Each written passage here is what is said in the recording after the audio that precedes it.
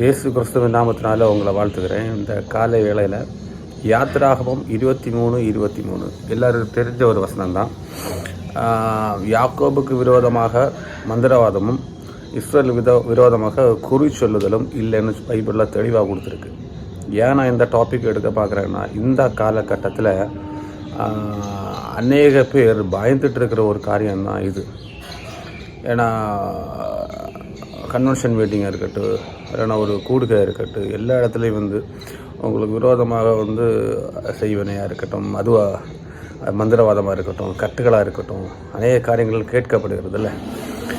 அது ஆக்சுவலி இந்த உலகத்தில் உண்டான கேட்டால் கண்டிப்பாக இருக்குது. ஆனால் அது யாருக்கு செயல்படாமல் போகணும்னு பார்த்தீங்கன்னா, யாக்கோபுக்கு விரோதமாக மந்திரவாதமும் இஸ்ரேலுக்கு விரோத குறி சொல்லுதலும் இல்லைன்னு பைபிள் தெளிவாக சொல்லுது. அப்படி பைபிள் தெளிவாக சொல்லுதுன்னா, விசுவாசம் தான் கிறிஸ்டியானிட்டிக்குள்ளே இருக்கிற ஒரு மெயின் கான்செப்ட். நம்ம என்ன சொல்ல போனால், தீர்க்க தரிசனங்களாக இருக்கட்டும், அல்லைன்னா ஒரு பைபிள் சார்ந்த விஷயங்களாக இருக்கட்டும், எல்லாத்துக்கும் பைபிளில் முன்கருத்தாக இருக்கிற அநேக காரியங்கள் இருக்குது.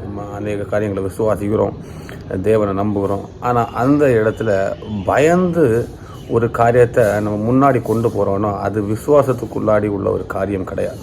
நம்ம தேவன் பயப்படுத்துகிற தேவன் அல்ல.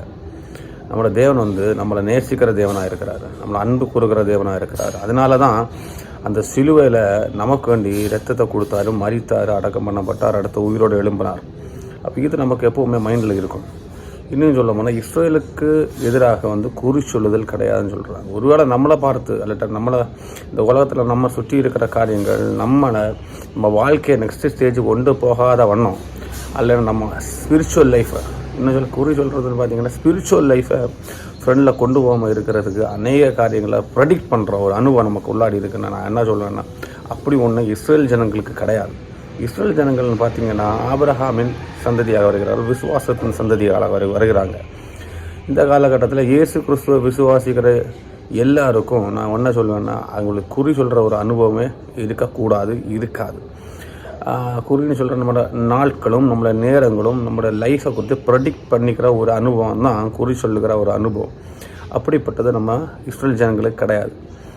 அப்போ யாக்கோபின் சந்ததிகளுக்கு மந்திரவாதம் கிடையாதுன்னா, நீ இஸ்ரேலாக மாறிட்டேன்னா, யாக்கோபு நீ முன்னாடி இருந்த ஒரு காலகட்டம் அங்கேருந்தா ஒன்று நான் என்ன பண்ணுறேன், இஸ்ரேலாக மாற்றுறேன். இனி திருப்பி நீ யாக்கோபு அப்படின்னு சொல்லி நம்ம மனசுக்குள்ளாடி யாராவது ஒரு எண்ணங்களோ சிந்தனைகளோ கொண்டு ஒரு குற்ற உணர்வை கொண்டு வருகிற ஒரு அனுபவம் இருக்குன்னா, அதுலேயும் என்ன பண்ண முடியாது, மந்திரவாதத்துக்கும் ஒன்றும் செய்ய முடியாது.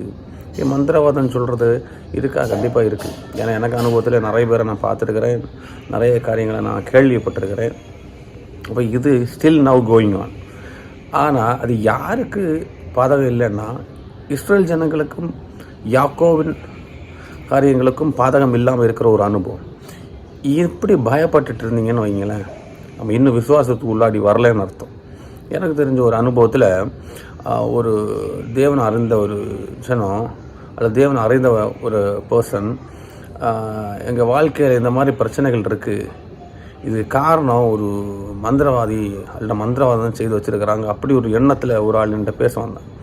அப்போ நான் சொன்ன ஒரே ஒரு வாக்கு, நான் இந்த இடத்துல இருக்கிறேன், உங்களால் முடிஞ்ச ஒரு 100 மந்திரவாதி உண்டு எனக்கு ஃப்ரெண்டில் இருத்துங்க, என்ன ஏதாவது பண்ண முடியுமா அப்படின்னு நான் சேலஞ்ச் பண்ணேன். அது பெருமைக்கு வேண்டி நான் எங்கள் இடத்துல சொல்லலை, நான் பெரியவனை காட்டுறதுக்கு வேண்டி சொல்லலை, ஒரு சின்ன ஒரு விசுவாசம், அவ்வளோதான். ஏன்னா நம்மளை தொடணுன்னா இயேசு கிறிஸ்துவை தாண்டி தான் நம்மளை தொட முடியும். அந்த மாதிரி ஒரு அனுபவத்துக்குள்ள நம்ம கண்டிப்பாக வரணும். எல்லோரும் ஹோலி ஸ்பிரிட்னால் நிரப்பப்பட்டவங்களாக இருந்தீங்கன்னா இந்த மாதிரி அனுபவத்தை எல்லாம் ஓவர் கம் பண்ணுறதுக்கு வெரி ஈஸி. சயின்ஸில் என்ன சொல்லுவாங்கன்னா, நம்ம மைண்டை கண்ட்ரோல் பண்ண விஷயம்னு சொல்லுவாங்க. இந்த காலகட்டத்தில் நிறைய இருக்குது. சயின்டிஃபிக்காக சொல்கிறாங்க, ஸ்பிரிச்சுவலாக சொல்கிறாங்க. இந்த ரெண்டையும் போட்டு குழப்பாமல் நம்ம இருதயமானது இருக்க போகிறது அல்லது அந்த சரீரமானது இந்த ஆத்மாவானது இருக்க போகிறது இந்த உலகத்தில் 80 வருஷம். அதுக்கு உள்ளாடி யாரையெல்லாம் நம்ப முடியும்? நம்ம அநேக பேரை நம்புகிறோம் இல்லையா? நான் என்ன ஓப்பனாக சொல்லுவேன்னா, வசனத்தை நம்புங்க, இயேசு கிறிஸ்துவை நம்புங்க. ஏன்னா இதுதான் நம்மளை எங்கே கொண்டு போய் சேர்க்கும்னா நித்தியத்துக்கு கொண்டு போய் சேர்க்கும். அதற்கு ஏற்ற விடமாக இந்த நாட்களில் தேவனோடு இருக்க பழகிக்கொள்ள வேண்டும். தேவனோடு ஐக்கியத்தோடு இருக்க பழகி கொள்றதுன்னா நல்ல வசனம் சார்ந்து ஜீவிக்கிற ஒரு அனுபவம் நம்ம வாழ்க்கையில் வந்துச்சுன்னா இந்த மாதிரி ஒரு பயப்படுத்துகிற காரியங்களும் தேவையில்லாத சிந்தனைகளெல்லாம் நம்ம இருதயத்துக்குள்ளே வராமல் தேவன் பாதுகாத்து கொள்ளுவார். ஆமென்.